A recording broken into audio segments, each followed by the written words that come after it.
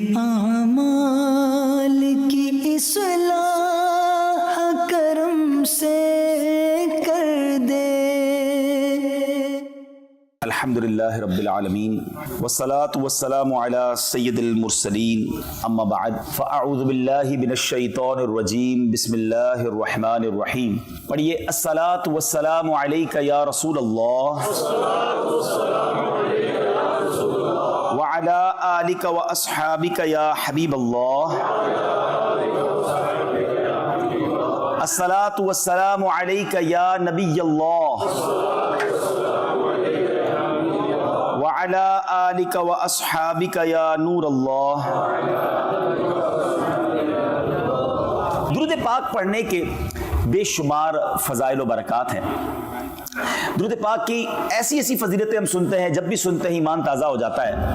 مگر آج میں ایک حدیث پاک وہ آپ کو سنانے جا رہا ہوں کہ جس حدیث پاک سے ہمیں تصویر کا ایک دوسرا رخ بھی سمجھنے کو ملے گا۔ فضائل تو ہم سنتے ہی رہتے ہیں، مگر بعض اوقات کچھ لوگ یہ سمجھ لیتے ہیں کہ یار درود پاک پڑھ لیا تو اچھی بات ہے، مگر نہیں پڑھ سکے تو کوئی مسئلہ نہیں ہے۔ ایسا نہیں ہے۔ درود پاک کو چھوڑ دینا، درود پاک کو بھول جانا، درود پاک کی عادت نہ رکھنا، یہ ایک بہت بڑی محرومی ہے۔ اب ذرا حدیث پاک سنیے گا۔ ایک بار بی بی عائشہ صدیقہ رضی اللہ تعالی عنہا فرماتی ہیں، حدیث پاک کا مضمون ہے کہ رات کا آخری پہر تھا اور میں اپنے گھر میں بیٹھی کچھ سی رہی تھی۔ فرماتی میرے ہاتھ میں سوئی بھی تھی اور میں اس کو سی رہی تھی کہ اچانک وہ سوئی میرے ہاتھ سے گر گئی اور جو چراغ تھا وہ بھی گل ہو گیا۔ اب ذرا امیجن کیجئے، رات کا آخری پہر جو ہوتا ہے، جو لیٹ نائٹ ٹائم ہوتا ہے، وہ مور ڈارک ہو جاتی ہے رات، مزید اندھیری ہو جاتی ہے رات۔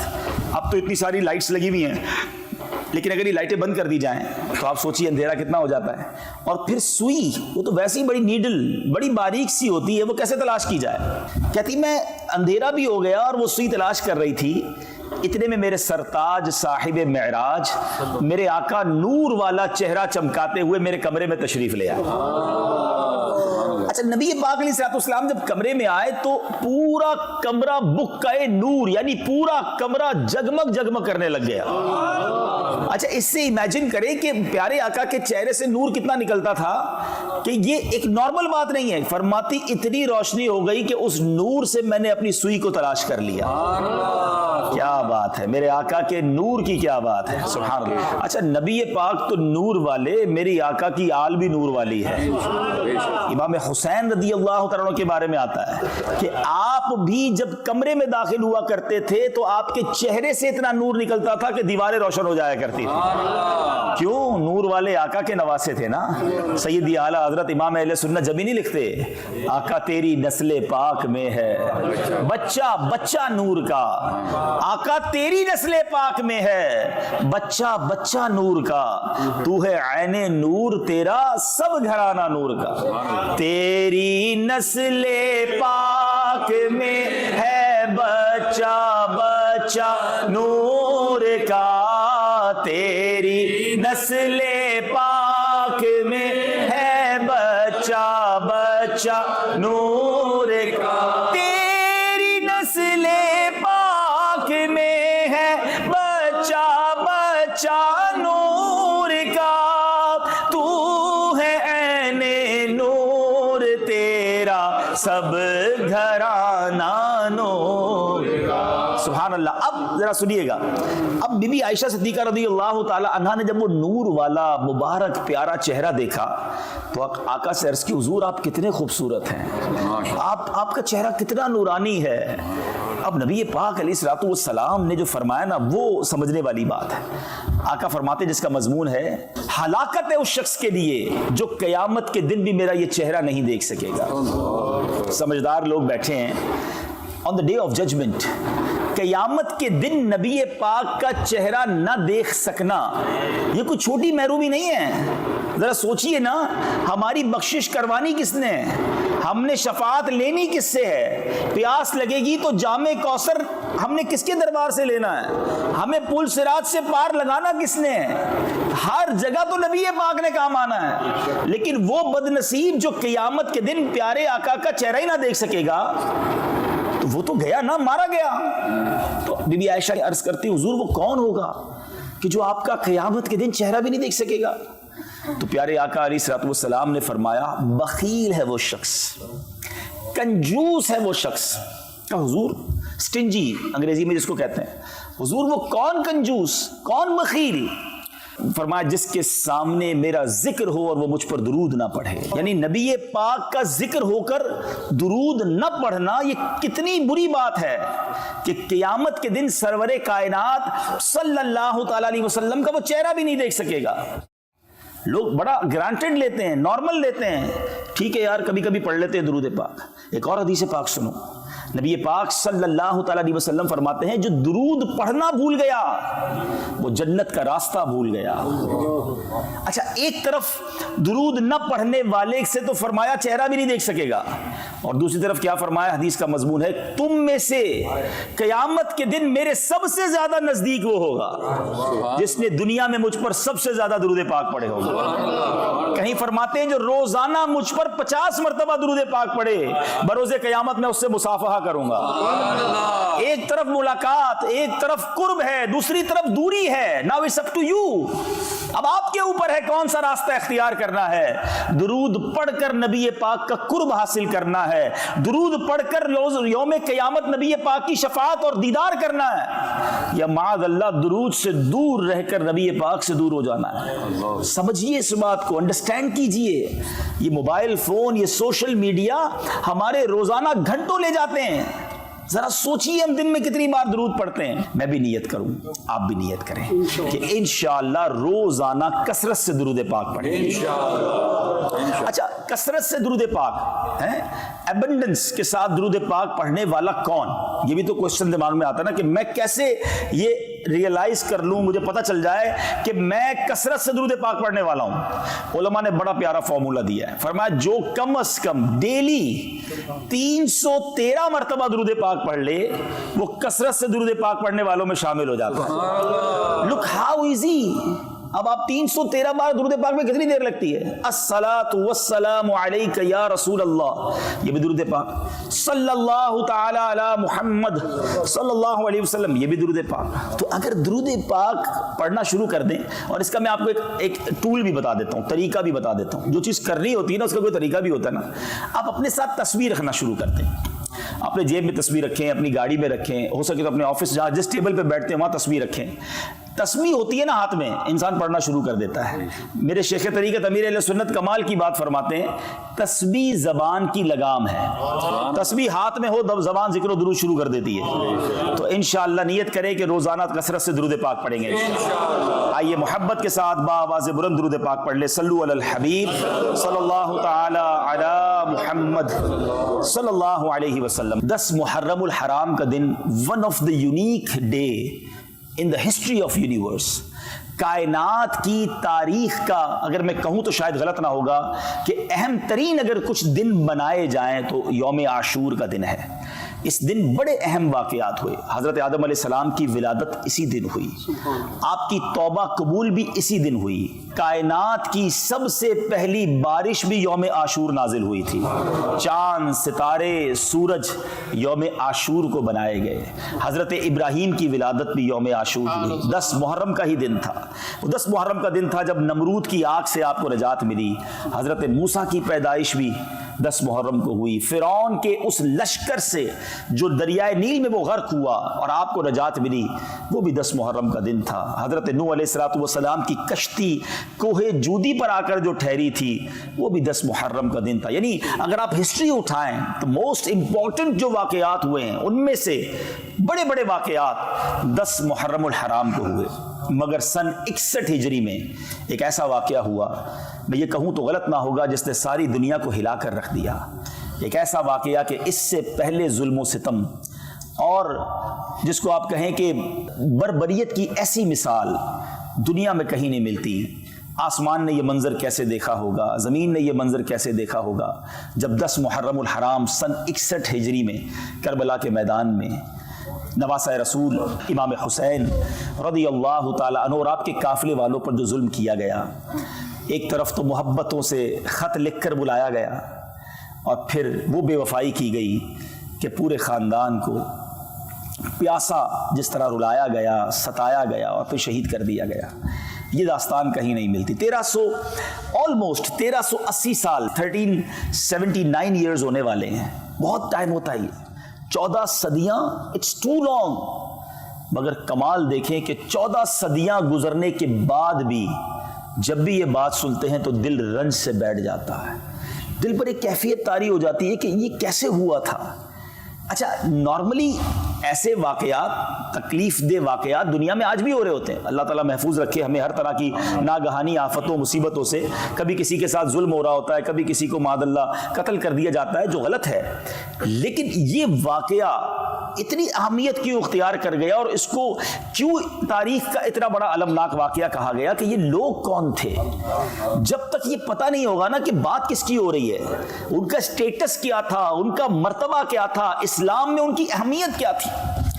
امام حسین رضی اللہ تعالیٰ عنہ اور امام حسن، یہ نبی پاک کے دو نواسے ہیں، بی بی فاطمہ اور مولا علی کرم اللہ تعالیٰ وجہ الکریم کی آنکھوں کے تارے، اور نبی پاک علیہ الصلوۃ والسلام کو ان سے کتنی محبت تھی کہ بخاری شریف کی حدیث ہے کہ نبی پاک فرماتے حسن حسین دنیا میں میرے دو پھول ہیں۔ اچھا، پھول تو فرمایا، مگر ڈیلیبریٹلی نبی پاک کا یہ انداز تھا کہ انہیں پھولوں کی طرح سونگتے بھی تھے، ان کی خوشبو فیل کرتے تھے۔ اللہ اکبر۔ ایک جگہ نبی پاک فرماتے ہیں، حدیث کا مضمون ہے کہ یہ دونوں بچے جنتی جوانوں کے سردار، جنت میں جانا ہی بڑی سعادت ہے، مگر جنت کے جوانوں کی سرداری انہیں عطا کی گئی۔ آئے ہائے، امام حسن سبحان اللہ ایک بار نبی پاک کے کاندھوں پر سواری کر رہے تھے۔ آپ نے دونوں شہزادوں کے بارے میں ایک لفظ سنا ہوگا، راکب دوش مصطفیٰ، یہ ان کا ایک بہت خوبصورت اور یہ یونیک لقب ہے، دنیا میں اور کس کو ملے گا؟ کیوں؟ راکب کہتے سوار کو، دوش کہتے کاندھوں کو، نبی پاک کے کاندھوں پر سواری کرنے والے۔ اللہ اکبر، نبی پاک کے کاندھوں پر سواری کرنے والے۔ ایک بار امام حسن کو نبی پاک کاندھوں پر اٹھا کے کہیں جا رہے تھے، ایک صحابی رسول نے بڑی محبت سے کہا، برخوردار اے شہزادے تمہاری سواری کتنی اچھی ہے، کیونکہ نبی پاک کے کاندھوں پر تھے، لیکن look at the level of love، نبی پاک کی محبت کا انداز دیکھیں۔ آقا فرماتے یہ بھی تو کہو سوار کتنا اچھا ہے، یہ میرا بیٹا، یہ سوار بھی کتنا اچھا ہے۔ Look at the connection with رسول اللہ صلی اللہ تعالی علیہ وسلم۔ امام حسین کے بارے میں نبی پاک کا یہ کہہ دینا، اللہ اکبر، آقا فرماتے حسین مجھ سے ہے اور میں حسین سے ہوں۔ محبت کا یہ عالم تھا کہ جبریل امین ایک بار نبی پاک کی بارگاہ میں آئے، پیارے آقا کی گود میں ایک پیارے آقا کے زانو پر حضرت امام حسین تھے، بچپن کا عالم تھا، اور دوسرے زانو پر حضرت ابراہیم، یہ نبی پاک علیہ الصلوۃ والسلام کے اپنے صاحبزادے، دو بیٹے سمجھ لیں، ایک بیٹا ایک نواسا۔ جبریل امین آئے اور عرض کی حضور اللہ تعالیٰ یہ دونوں کو آپ کے پاس جمع نہیں فرمائے گا، یعنی کسی ایک کو قبول کر لیجئے، کسی ایک کو پسند کر لیجئے، حدیث کا مضمون ہے، یعنی چوائس دی گئی نبی پاک کو کہ ایک نے دنیا سے جانا ہے، اب آپ کس کے لیے فیصلہ فرماتے ہیں؟ اللہ کے حبیب علیہ الصلوۃ والسلام نے کچھ اس طرح فرمایا کہ اگر ابراہیم دنیا سے جاتے ہیں تو مجھے افسوس ہوگا، لیکن اگر حسین جاتے ہیں تو مجھے بھی افسوس ہوگا، علی کو بھی رنج پہنچے گا، بی بی فاطمہ بھی غمگین ہو جائیں گے۔ نبی پاک نے حضرت ابراہیم رضی اللہ تعالیٰ عنہ اپنے بیٹے کا جانا قبول کر لیا، اور کچھ دنوں کے بعد حضرت ابراہیم دنیا سے چلے گئے، اور نبی پاک امام حسین کو دیکھ کر فرمایا کرتے تھے یہ وہ میرا بیٹا ہے جس پر میں نے اپنا بیٹا قربان کیا۔ آپ ذرا سوچو، آج ہمارے یہاں کوئی بچہ پیدا ہو تو ہم کیا کرتے ہیں، کسی بزرگ سے بات کرتے ہیں کہ حضور اذان دے دے کان میں، ہم کسی بزرگ سے رابطہ کرتے ہیں کہ اس کو گٹی دے دے۔ امام حسین رضی اللہ تعالیٰ عنہ کی قسمت پر ہماری جانیں قربان۔ فرسٹ آف آل، سب سے پہلی آواز جو امام حسین کے کانوں نے سنی وہ کسی اور کی نہیں، وہ نبی پاک کی آواز سنی۔ اچھا، اللہ کے حبیب نے اپنی آواز سنائی، اور سنایا کیا؟ سب سے پہلے اللہ کا نام سنایا۔ اذان میں کیا کہتے ہیں؟ اللہ اکبر، اللہ اکبر۔ اذان دینے والے کون ہیں؟ جناب رحمت للعالمین، اور رب العالمین کا نام سنا رہے کسے؟ امام حسین کو۔ ارے امام حسین کی ابتدا تو دیکھو کہ آپ کو جو پہلی خوراک ملی ہے، نبی پاک نے کوئی کھجور چبا کر نہیں ان کے منہ میں ڈالی، کوئی شہد چاٹ کر ان کے منہ میں نہیں ڈالا، نبی پاک نے اپنی زبان امام حسین کے منہ میں دے دی ڈائریکٹلی. یعنی پہلی غذا جو امام حسین امام علی مقام رضی اللہ تعالیٰ عنہ کے شکم میں آپ کے پیٹ میں جاتی ہے وہ نبی پاک کا لعاب دہن ہے. Look at the value, look at the status. بات کس کی ہو رہی ہے؟ نبی پاک جنہیں کاندھوں پہ سواری کریں, جنہیں گود میں بٹھائیں, پیارے آقا سجدے میں جائیں تو یہ کاندھے پر سوار ہو جائیں. نبی پاک سجدہ طویل کر دیں. اس قدر پیار, اس قدر محبت. اللہ اکبر. اور رب عز و جل نے مقام کیسا دیا کہ ان دونوں شہزادوں کی ایک اور خوبصورت بات سنیے کہ امام حسن جو ہے نا وہ نبی پاک سے چہرے میں مشابہ تھے. پیارے آقا کے چہرے کے عکس سمجھ لیجئے امام حسن ہیں, اور سر سے لے کر سینے تک. اور امام حسین کو یہ شرف ملا کہ سینے سے لے کر پیر تک وہ نبی پاک علیہ الصلوۃ والسلام کے ہم شکل ہیں. پیارے آقا کے سراپے کی کاپی سمجھ لیں. اللہ اکبر. صحابہ کرام کو جب پیارے آقا کے پردہ فرمانے کے بعد جب نبی پاک کی یاد ستاتی تھی نا تو دونوں شہزادوں کو ساتھ کھڑا کرتے پیارے آقا کا پورا سراپا سامنے آ جاتا تھا. نبی پاک کی گویا شبیہ سامنے آ جاتی تھی. اللہ اکبر. یہ بات سیدی اعلیٰ حضرت نے کمال انداز میں, اتنی شاندار انداز میں بیان کی ہے کہ آج بھی سنے تو ایمان تازہ ہو جاتا ہے. سیدی اعلیٰ حضرت فرماتے ہیں ایک سینے تک مشابہ, ایک وہاں سے پاؤں تک ہیں. ایک امام حسن سینے تک سملر ہیں, مشابہ ہیں. ایک سینے تک مشابہ, ایک وہاں سے پاؤں تک. حسن سبتین ان کے جاموں میں ہے نیما نور کا. سبتین کہتے ہیں امام حسن حسین کی جمع کو حسنین بھی کہتے ہیں, سبتین بھی کہتے ہیں کہ ان دونوں کا حسن ایسا ہے کہ یہ ایسا نیما نور کا ہے کہ آدھا جو ہے امام حسن کے پاس وہ شرف ہے اور سینے سے لے کر پیر تک امام حسین کے پاس. مگر اگلی جو بات کہی نا اعلیٰ حضرت نے, آپ فرماتے صاف شکل پاک ہے دونوں کے ملنے سے عیاں. یعنی جب یہ دونوں ملتے ہیں نا تو پورا سراپا سامنے آ جاتا ہے. اور جو اگزامپل دی ہے اعلیٰ حضرت کا علم دیکھیں, آپ فرماتے ہیں صاف شکل پاک ہے دونوں کے ملنے سے عیاں, خط توأم میں لکھا ہے یہ دو ورقہ نور کا. اب ذرا سمجھیے گا اس بات کو, کمال آپ کو پیار ہو جائے گا اعلیٰ حضرت سے. سیدی اعلیٰ حضرت کا کمال ہی, ان کو جتنا سمجھے نا ان کی عظمت, ان کی محبت اور بڑھ جاتی ہے. خط توأم کسے کہتے ہیں؟ یہ ایک اصطلاح ہے, یہ ایک ٹرمینالوجی ہے. آج کل آپ آسان لینگویج میں ینگسٹرز بھی بیٹھے ہیں, کوڈ ڈی کوڈ جس کو کہتے ہیں نا, خفیہ ورڈز ہوتے ہیں, پاس ورڈز ہوتے ہیں. فوجی لوگ جو ہوتے ہیں یا اسٹریٹجی پلان ہوتی ہے وہ نارمل لینگویج میں نہیں ہوتی, وہ کوڈز میں ہوتی ہے تاکہ کسی کے ہاتھ میں لگ بھی جائے تو پتہ نہ چلے یہ کیا ہے. تو پہلے تو یہ سب نہیں تھا, اور فیکس, ٹیلی فون, واٹس ایپ یہ بھی نہیں تھا.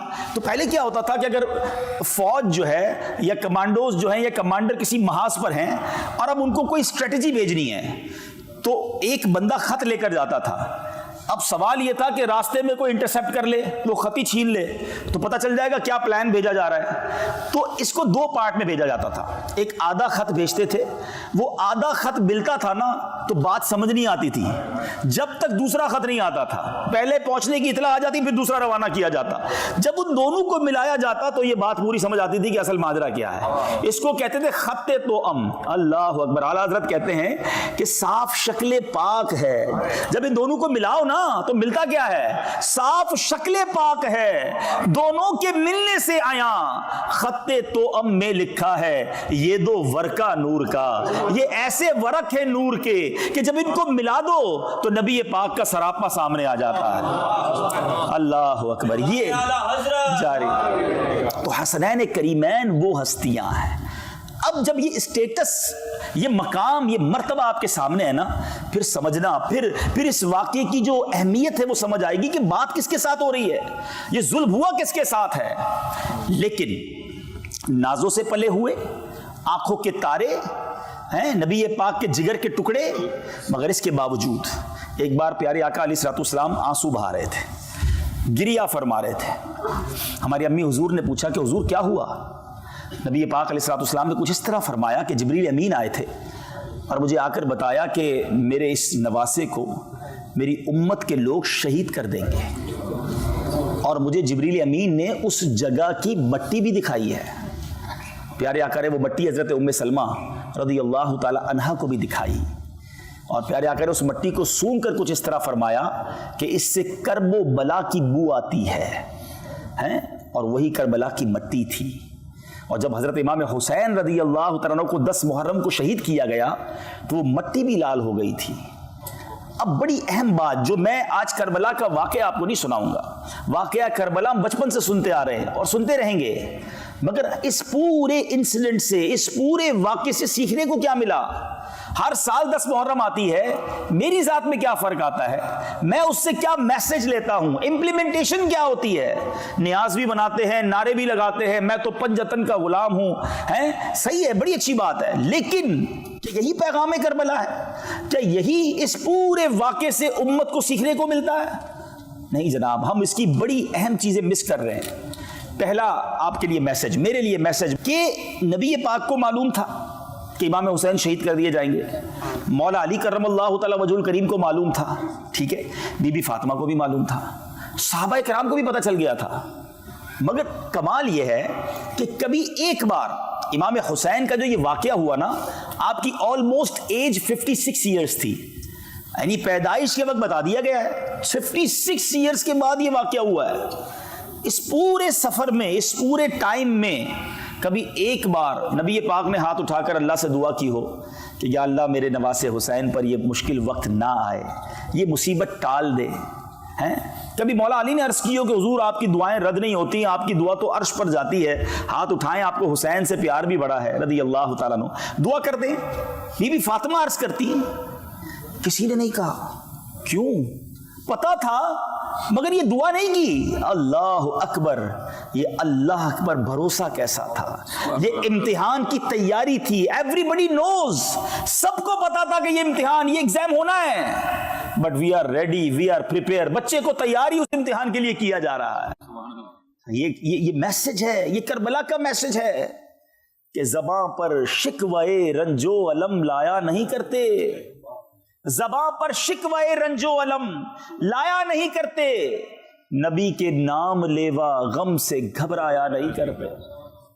امتحان اللہ والوں پر آتے ہیں، امتحان اللہ کے نیک بندوں پر آتے ہیں اور زیادہ آتے ہیں، مگر ہم جیسے گناہ گاروں پر چھوٹا سا امتحان، چھوٹی سی تکلیف، چھوٹا سا ایگزام آ گیا، پہلے ایگزام میں فیل، پہلے ہی امتحان میں فیل، پہلی باری میں شکوہ، شکایت، کمپلین۔ اب بتاؤ نا، ایک طرف تو کہتے ہیں پنجتن کے غلام ہیں، انہوں نے سر کٹوا دیے، شکوہ نہیں تھا۔ کیا کربلا کے میدان میں 3 دن کے پیاسوں نے یہ کہا تھا اللہ سے کہ یا اللہ ہم تو تیرے نبی کی آل ہیں، پھر بھی پیاسے ہیں، پھر بھی ہمیں تلواروں سے مارا جا رہا ہے؟ سب اللہ کی رضا پر راضی تھے۔ آج تھوڑے بیمار ہو جائیں، تھوڑے پیسے کم ہو جائیں، تھوڑا کاروبار میں لاس ہو جائے، تھوڑی جاب میں پرابلم ہو جائے، تھوڑے ویزا کے ایشوز آ جائیں، کمپلین کمپلین کمپلین۔ کبھی کبھی تو ایسا ہوتا ہے کہ کسی سے پوچھو نا بھائی طبیعت کیسی ہے، کیا حال ہے، یقین کریں یہ پوچھنے کے بعد افسوس ہو رہا ہوتا ہے، پوچھا کیوں اس سے یار، اتنی بڑی لسٹ نکالتا ہے، پھر طبیعت بھی خراب ہے، کاروبار بھی برباد ہے، گھر میں بھی کچھ نہیں ہے، ادھر بھی پرابلم ہے، وہ بھی مسئلہ ہے۔ بندہ کہ یار زندگی میں اس کے کوئی سکھ نہیں دیا اللہ نے، کوئی شکر کا جملہ نہیں، کوئی اللہ کی مہربانی کی بات نہیں، ٹینشن، تکلیفیں، کمپلین۔ مجھے بتاؤ نا، یہ جو ہم لوگوں کو بتاتے پھرتے ہیں مجھے یہ مسئلہ، وہ مسئلہ، یہ پرابلم، کیا یہ بتانے سے پرابلم ٹھیک ہو جاتی ہے؟ ٹھیک نہیں ہوتی، مگر جو اجر، جو ثواب، جو نعمت آپ کو ملنی تھی وہ بھی ضائع ہو گئی، بیماری بھی رہی، ثواب بھی چلا گیا، نقصان حل نہیں ہوا، پیسے واپس نہیں آ گئے جو کھو گئے تھے، مگر جو صبر کا ثواب تھا وہ بھی چلا گیا۔ نہیں میرے میٹھے اسلامی بھائیوں، اور یہ تو قرآن کا وعدہ ہے، یہ اعلان تو پہلے سے ہوا ہے کہ ہم تمہیں آزمائیں گے، ہم سب کو آزمایا جائے گا۔ یاد رکھیے، کبھی کبھی یہ شیطان وار کرتا ہے کہ یار پہلے میں نماز نہیں پڑھتا تھا، اتنے پرابلمز نہیں تھے، جب نماز پڑھنے لگا ہوں، دین کی طرف آنے لگا ہوں، مذہبی میں نے ذرا تھوڑا سا گیٹ اپ بھی اپنا لیا ہے، میں تھوڑا سا حلال کی طرف آ رہا ہوں، تو یہ ڈیفیکلٹی بڑھتی کیوں جا رہی ہیں؟ تو یہ پھر وسوسہ ڈالتا ہے شیطان کہ یار یہ کیا ہو رہا ہے۔ سبحان اللہ، نبی پاک کی کیا شان ہے، میرے آقا چند جملوں میں مسئلے حل کر دیتے ہیں۔ نبی پاک علیہ الصلوۃ والسلام نے ایک بار ارشاد فرمایا جس کا مضمون ہے کہ سب سے زیادہ جس کو تکالیف آتی ہیں، جس کو پرابلمز آتی ہیں، وہ انبیاء کرام ہیں۔ اب بتاؤ نا، نبیوں کے تو قدموں کی دھول کے برابر بھی نہیں نا، جب نبیوں کو سب سے زیادہ تکلیفیں آتی ہیں، پھر آقا نے فرمایا اس کے بعد اس پر زیادہ مشکل آتی ہے جو دین سے جتنا قریب ہوتا ہے، جو جتنا دین کے اللہ کے قریب ہوگا اس پر اتنی ڈیفیکلٹی آئیں گی۔ آقا فرماتے ہیں جس کا مضمون ہے، دراصل اللہ کی منشا، اس کی مشیت یہ ہے کہ میرے بندے سے زندگی میں جو خطائیں ہو گئیں، جو غلطیاں ہو گئیں، میں کچھ آزمائشیں بھیجوں، تکلیفیں بھیجوں، وہ صبر کرے، اس کے وہ گناہ دنیا ہی میں معاف ہو جائیں۔ اب میرا بندہ میرے پاس آئے تو گناہوں سے پاک آئے، میں اسے جنت میں داخل کر دوں۔ اب بتاؤ یار، یہ بیماری، یہ پریشانی، یہ ڈیفیکلٹی تو میرے گناہ معاف کروانے آئی تھی، یہ تو اللہ نے مہربانی کی تھی۔ ہمارے اسلاف، ہمارے بزرگان دین ویلکم کرتے تھے پریشانی کو، انتظار کرتے تھے کہ خیر تو ہے، اتنے دن گزر گئے، کوئی ٹینشن ہی نہیں آئی ہے۔ اور ہم ہیں کہ چھوٹی سی تکلیف پر واویلا، کمپلین، ناشکری، کفریہ کلمات تک لوگ بول جاتے ہیں۔ امیر اہل سنت کا وہ شعر بڑا کمال کا ہے، آپ فرماتے ہیں پیارے مبلغ معمولی سی مشکل پہ تو گھبراتا ہے، پیارے مبلغ معمولی سی مشکل پہ تو گھبراتا ہے، دیکھ حسین نے دین کی خاطر سارا گھر قربان کیا۔ آپ کبھی درس دینے جاتے ہیں، کوئی ڈانٹ دے، کہتے ہیں میں درس نہیں دوں گا، میں قافلے میں نہیں جاؤں گا بھائی، وہاں تو صحیح طریقے سے ویلکم بھی نہیں ہوا، میں دین کا کام نہیں کرتا بھائی، آج کل بہت مشکل ہے، چھوٹی سی بات پر دین کا کام چھوڑ دیا۔ شیطان تو چاہتا یہی تھا، امام حسین بھی کہتے خط لکھ کر بلایا تھا، ویلکم کرنے کا وعدہ کیا تھا، ادھر تو تلواریں، میں بھی واپس جاتا ہوں، سر کٹوا دیا، کمپرومائز نہیں کیا۔ اور ہم ہیں کہ چھوٹی چھوٹی بات پر بہت زیادہ ہم واویلا کرتے ہیں۔ اور ایک اور آخری بات، پھر ٹاپک تھوڑا سا آگے لے کر چلتے ہیں۔ بعض اوقات ایک اور بھی شیطان وسوسہ ڈالتا ہے کہ یار میں اتنی دعائیں کرتا ہوں، اللہ سے اتنی التجائیں کرتا ہوں، لوگ کہتے ہیں کعبے پر جا کر دعا کرو، ادھر بھی دعا کی، فلاں بزرگ کے مزار پہ جا کے بھی دعا کی، فلاں بزرگ سے بھی دعا کروائی، خود بھی تہجد میں اٹھ کے دعا کی، میرا تو مسئلہ ہی حل نہیں ہوتا، میری پرابلم ہی سالو نہیں ہو رہی، اتنے ٹائم ہو گیا، کاغذات کا مسئلہ ہے، حل ہی نہیں ہو رہا، اولاد مانگ رہا ہوں تو مجھے اولاد ہی نہیں مل رہی۔ ابھی میں آ رہا تھا تو مجھے ایک بہت طویل میسج کسی نے لکھا تھا کہ معاذ اللہ، اس میں بڑے کمپلین والے جملے بھی تھے کہ اللہ تعالیٰ تو ماں سے زیادہ چاہنے والا ہے، پھر بھی مجھے اولاد نہیں دے سکتا۔ یعنی یہ کمپلین نہیں تو کیا، بعض اوقات تو اس پر کفریہ کلمات بھی نکل جاتے نا کہ کچھ تو بتائیے، کوئی تو مجھے بتائیے، میں ہر طرح کی قربانی کے لیے تیار ہوں، مجھے اولاد چاہیے۔ میں وہ میسج ابھی پڑھوں آپ کے سامنے میرے موبائل پہ، میں پڑھ کے حیران ہو گیا، اللہ کرے وہ سن رہے ہو مجھے، اور آپ میں سے بھی کچھ لوگ ہوں گے جو کچھ چیزوں کو بڑے ٹائم سے مانگ رہے ہیں، نہیں مل رہی ہے، اور جب نہیں ملتی نا تو انسان پھر معاذ اللہ، ہم کمزور لوگ ہیں، ہمیں علم تو ہے نہیں، ہم شکوہ، شکایت اور بعض اوقات اللہ سے دور ہو جاتے ہیں، بھروسے میں کمی آ جاتی ہے۔ سنو اب میری بات، آج یہ کلیئر ہو جائے گا، ٹھیک ہے؟ پہلے تو میں آپ کو قرآن کی آیت سناتا ہوں، ہو سکے نا تو اس آیت کو یاد کر لو۔ یقین کریں میں جب بھی اس آیت کو پڑھتا ہوں نا طبیعت ہری بھری ہو جاتی ہے۔ کیا شاندار دو جملوں میں قرآن کا اسلوب ہی اتنا پیارا ہے، آپ ذرا سنیے گا، مسئلہ حل ہو جائے گا آپ کا۔ بعض اوقات میں اور آپ سمجھتے ہیں نا کہ یار یہ مسئلہ حل ہونا چاہیے، یہ معاملہ میرے لیے بہتر یہ ہے۔ اللہ قرآن میں فرماتا ہے وَعَسَىٰ أَن تَكْرَهُوا شَيْئًا وَهُوَ خَيْرٌ لَكُمْ۔ قرآن میں اللہ فرماتا ہے اور قریب ہے کہ کوئی بات تمہیں ناپسند ہو، تم چاہتے ہو یہ نہیں ہونی چاہیے، اور وہی تمہارے لیے بہتر ہوتی ہے، حالانکہ وہ تمہارے حق میں بہتر ہے۔ وَعَسَىٰ أَن تُحِبُّوا شَيْئًا وَهُوَ شَرٌّ لَكُمْ۔ تم کسی چیز کو اپنے بارے میں اچھا سمجھتے ہو مگر وہی تمہارے لیے اچھی نہیں ہوتی ہے۔ اور اس آیت کا جو اگلا جز ہے نا، آئے ہائے، یقین کرو اللہ تعالیٰ کیا فرماتا ہے، اللہ جانتا ہے اور تم نہیں جانتے، میری آپ کی اوقات کیا ہے۔ اللہ فرما رہا ہے کہ تم کسی چیز کو اچھا سمجھتے ہو، نہیں ہے تمہارے لیے اچھی، بعض اوقات کسی چیز کو تم اپنے لیے برا سمجھتے ہو، وہ تمہارے لیے اچھی ہے، اور سنو، اور اللہ جانتا ہے اور تم نہیں جانتے۔ یہ بھروسہ لاؤ نا اپنے اندر کہ میں کون، میری اوقات کیا، میں بندہ، وہ خالق، وہ جانتا ہے میرے لیے کیا بہتر ہے۔ اب آؤ آپ کو دنیاوی ایگزامپل سے بات سمجھاؤں تو یہ پورا فلسفہ سمجھ آ جائے گا، پوری بات سمجھ آ جائے گی۔ مانگ رہے ہو نا کئی دنوں سے، روتے روتے مانگتے ہو، نہیں مل رہا۔ اب میں آپ سے پوچھتا ہوں، آپ کا کوئی چھوٹا بچہ ہے، چھوٹا بھائی ہے، اس کا گلا خراب ہے، بخار ہو گیا ہے، اور وہ آپ سے ضد کر رہا ہے میں نے آئس کریم کھانی ہے، ابو جی مجھے آئس کریم دلائیں، میں نے ٹھنڈا یخ شربت پینا ہے، سلش کہتے ہیں نا آپ لوگ، وہ برف والا، پلائیں گے اسے؟ بتائیے نا، آئس کریم کھلائیں گے؟ نہیں، کیوں؟ وہ تو رو رہا ہے آپ کے سامنے۔ اچھا، پھر اب وہ رو رہا ہے، آپ اسے منع کر رہے ہیں، نہیں بیٹا، نہیں بیٹا، آپ کے لیے بہتر نہیں ہے۔ اب آپ کا ایک دوست برابر میں بیٹھا ہے، وہ آپ کو کہے یار کیسے ظالم والد ہو یار، بچہ رو رہا ہے دے دو اسے، اتنی ضد کر رہا ہے، کب سے دیکھ رہا ہوں رو رہا ہے۔ اب آپ کا آنسر کیا ہوتا ہے؟ آپ کہتے ہیں میں اس کا والد ہوں اور مجھے پتا ہے اس کو کب کیا دینا ہے، اس کو رونے دو، اس کو آئس کریم اس کیفیت میں دینا اس کو اس کیفیت میں ٹھنڈا شربت دینا اس کے لیے نقصان دہ ہے. یہ پیے گا بیمار ہو جائے گا اور بیمار ہو جائے گا. یہی آنسر ہوتا ہے. اب دل پر ہاتھ رکھ کے میرا جواب سننا. تم والد ہو, تمہیں پتا ہے بچے کو کب کیا دینا ہے. میرے رب کو نہیں معلوم مجھے کب کیا دینا ہے. میں رو رہا ہوں یا اللہ اولاد دے دے, میں رو رہا ہوں یا اللہ مال دے دے, میں رو رہا ہوں یا اللہ میرا یہ مسئلہ حل کر دے. اللہ جانتا ہے اور تم نہیں جانتے. بھروسہ کرو اس پر. تم بچے کو رونے دے رہے ہو نہیں دے رہے اس کی پسند کی چیز, کیونکہ تمہیں معلوم ہے یہ اس کے لیے خراب ہے, نقصان دہ ہے. میں رو رہا ہوں یا اللہ میرا کام کر دے, وہ نہیں کر رہا. بھروسہ کرو وہ بہتر کر رہا ہے. وہ میری ماں سے 70 گنا زیادہ چاہنے والا ہے. وہ جو فیصلہ کر رہا ہے میرے بارے میں بہترین کر رہا ہے. بے شک اللہ جانتا ہے, ہم نہیں جانتے.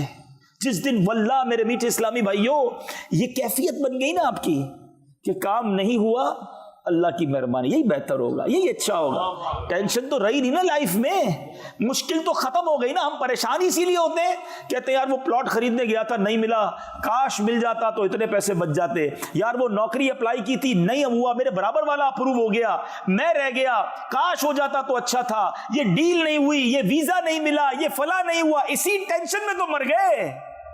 اگر یہ یقین ہو جاتا کہ جو رب نے کیا وہی میرے لیے بہتر ہے. علماء کہتے ہیں کچھ لوگوں کا غریب رہنا, بات سننا بڑی گہری ہے, کچھ لوگوں کا غریب رہنا ان کے ایمان کے لیے ضروری ہے, اور کچھ لوگوں کا امیر ہونا ان کے ایمان کے لیے اچھا ہے. کیونکہ اگر وہ امیر ہوں گے, جو غریب ہے نا وہ پیسے والے ہو جائیں گے تو بے ایمان ہو سکتے ہیں, اور جو پیسے والے ہیں وہ غریب ہو جائیں گے تو ان کا ایمان خطرے میں آ جائے گا. اللہ کی تقسیم ہے, وَتُعِزُّ مَن تَشَاءُ وَتُذِلُّ مَن تَشَاءُ بِيَدِكَ الْخَيْرُ. وہ جسے چاہے جیسے عطا فرمائے. بھروسہ تو رکھو, سب پر بھروسہ, رب پر بھروسہ نہیں.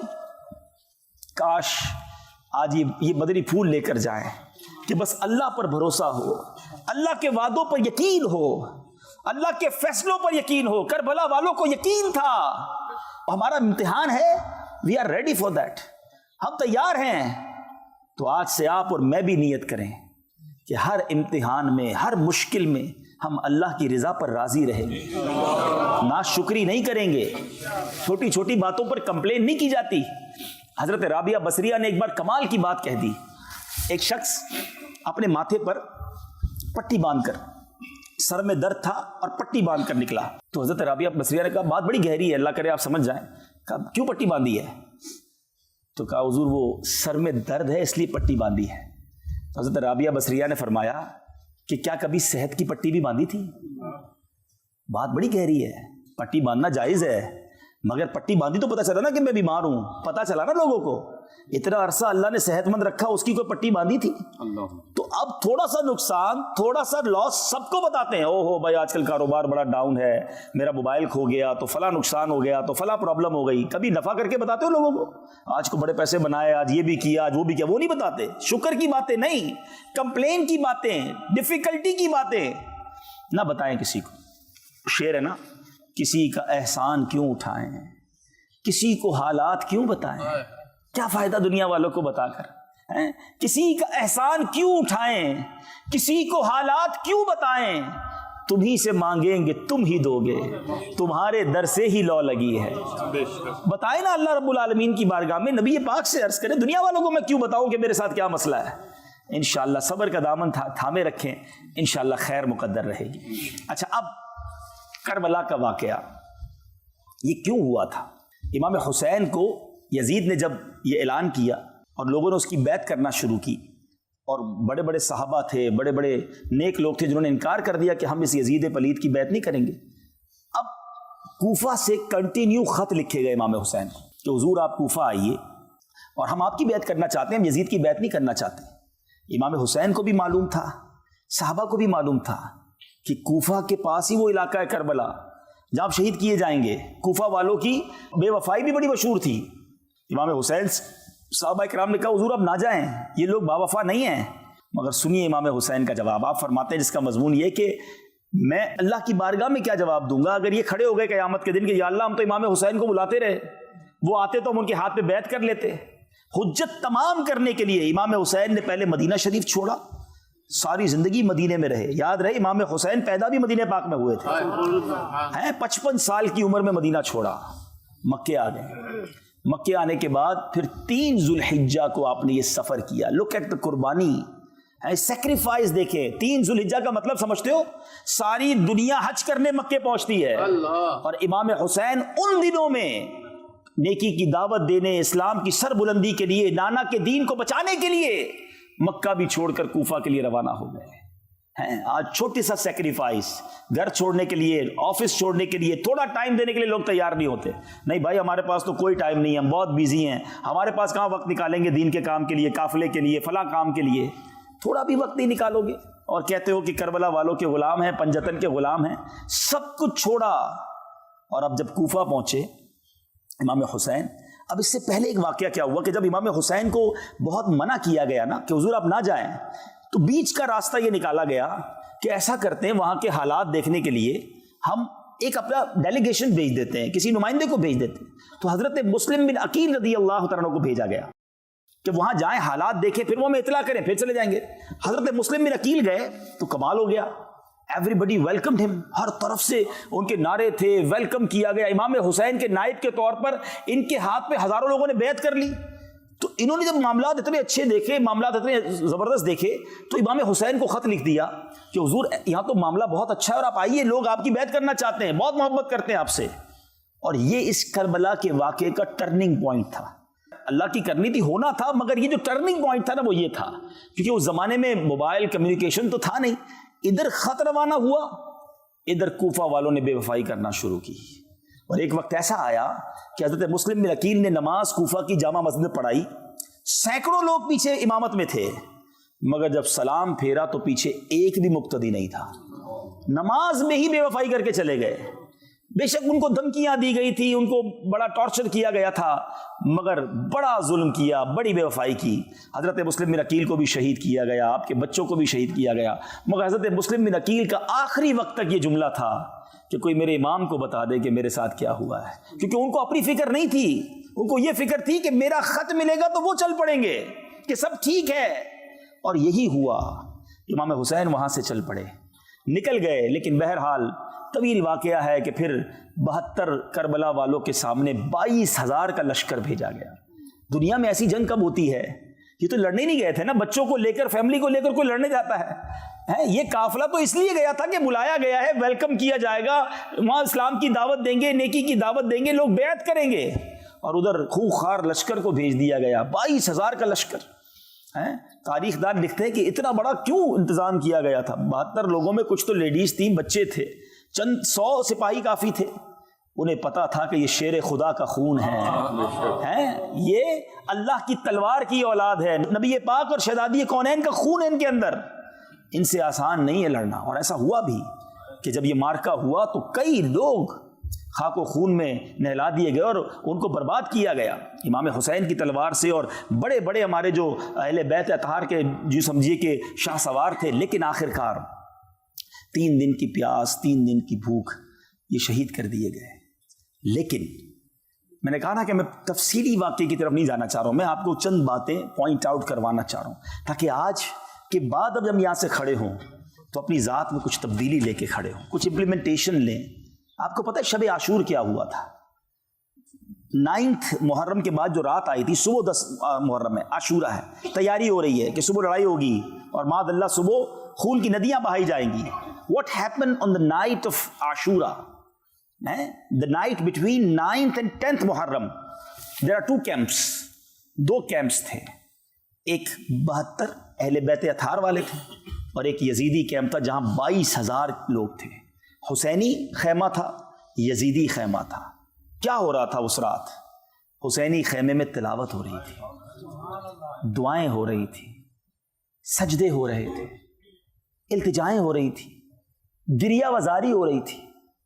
اور یزیدی خیمے میں ناچ ہو رہا تھا، گانے ہو رہے تھے، شراب ہو رہی تھی، عیاشیاں ہو رہی تھی. This is the message of شب عاشور for all of you. ہم سب کے لیے یہ پیغام ہے کہ ہماری راتیں کیسے گزر رہی ہیں، تلاوت میں، نماز میں، عبادت میں، یا معاذ اللہ شراب میں، بے حیائی میں، ناچ گانوں میں، فلموں ڈراموں میں. اے پنجتن کا غلام کہلانے والوں، میں آپ سے بات کر رہا ہوں. بات تو بڑی کرتے ہیں کہ میں امام حسین پر اپنی جانیں قربان، کربلا والوں پر سب کچھ قربان، لیکن بتاؤ نا لائف کیسی گزار رہے ہو، یزیدی طریقے پر یا حسینی طریقے پر؟ حسینی طریقہ تو نمازوں والا، سجدوں والا، تلاوت والا ہے، یزیدی طریقہ ناچ گانے اور بے حیائی اور بدکاری والا ہے۔ ادھر لالچ تھی نا کہ معاذ اللہ ان کو شہید کر دو تو تمہیں یہاں کی گورنری ملے گی، اتنے پیسے ملیں گے، لالچ، مال، ہوس، یہ سب ادھر تھا، یہ ہمارے دل میں کدھر سے آ گیا ہے؟ حسینی قافلے والے تو لٹانے آئے تھے، قربان کرنے آئے تھے، اور آج مسلمان لالچ میں اندھا ہوا ہے، حرام کماؤں یا حلال کماؤں مجھے نہیں پتا، پیسے چاہیے بھائی، جس بھی جگہ جاب بتاؤ جاب کرنے کے لیے تیار ہوں، چاہے شراب بیچنی پڑے، چاہے سور کا گوشت بیچنا پڑے، ہیں بس بتاؤ یار پیسے ملنے چاہیے، چاہے سود کا پیسہ ہو چلے گا، پیسے بتاؤ کتنے ملیں گے۔ افسوس ہوتا ہے کبھی کبھی رونگٹے کھڑے ہو جاتے ہیں کہ کسی ملک کا ویزا لینے کے لیے اپنے مذہب کے کھانے میں کچھ اور لکھ دیتے ہیں، منہ نہیں دکھانا اللہ کی بارگاہ میں، پیش نہیں ہونا کربلا والوں کے سامنے۔